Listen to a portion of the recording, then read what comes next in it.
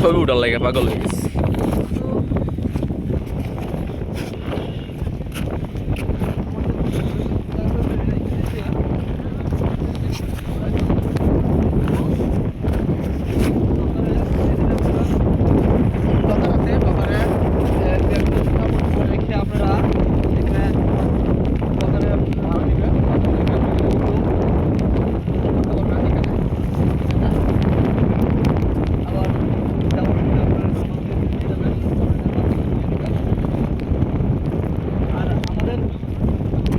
আজকে ট্যুরটা হচ্ছে শাহজালাল শাহপরান এবং সাদা পাথর।